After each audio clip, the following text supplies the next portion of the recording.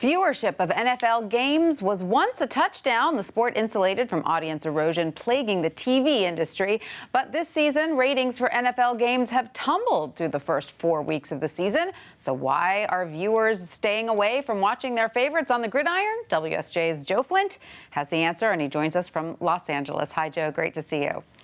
Hi, thanks for having me. So, Joe, is this a bit of a surprise? Through last season, the NFL was posting TV ratings that were in some cases the highest in 25 years.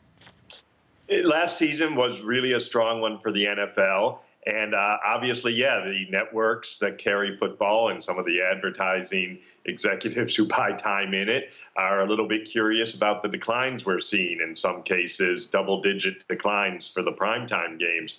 I wish I had all the answers for it. Several different factors here that need to be considered.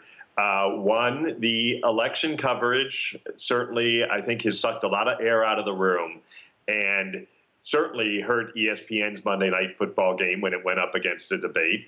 NBC's Green Bay Giants game will go up against a debate this Sunday.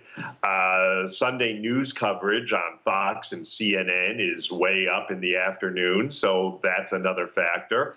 But I don't think we can all just blame this one on Trump and Clinton solely. All right, well, My email, real quick, has blown up in the last hour since this story posted from readers upset about the national anthem protests. Oh.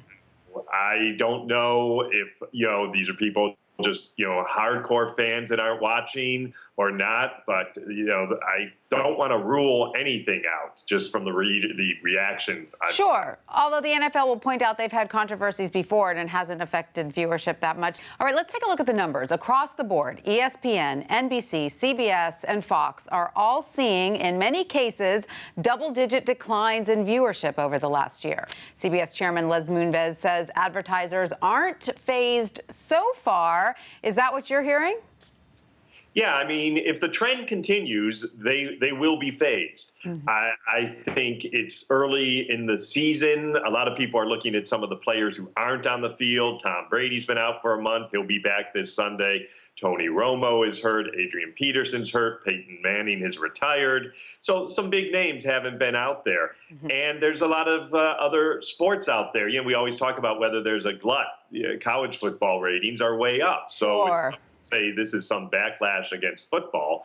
I think there's a couple different factors, some NFL specific and some just changing media habits and more content being available online, more platforms to watch the NFL that maybe aren't being effectively measured yet. Right. But I also don't think we can rule out some other issues with the league itself that may be turning off viewers. No, that's a very good point. Very interesting. And there's a particular demographic decline for ESPN, a 24% drop in male viewers ages 18 to 34.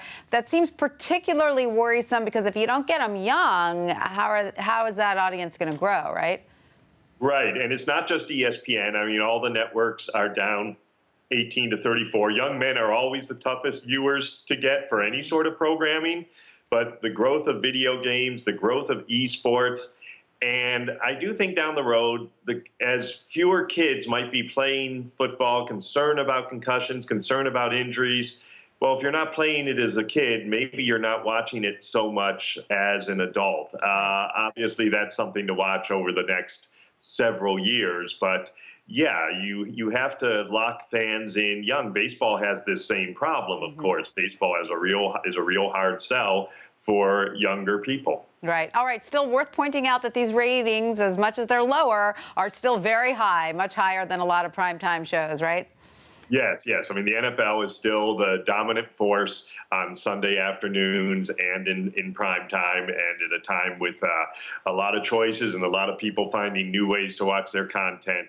The numbers for the NFL, I've pretty much been solid for a long time, and we'll see whether this is just a short-term blip or the beginning of a long-term trend. All right, Joe Flint in Los Angeles, thank you for that.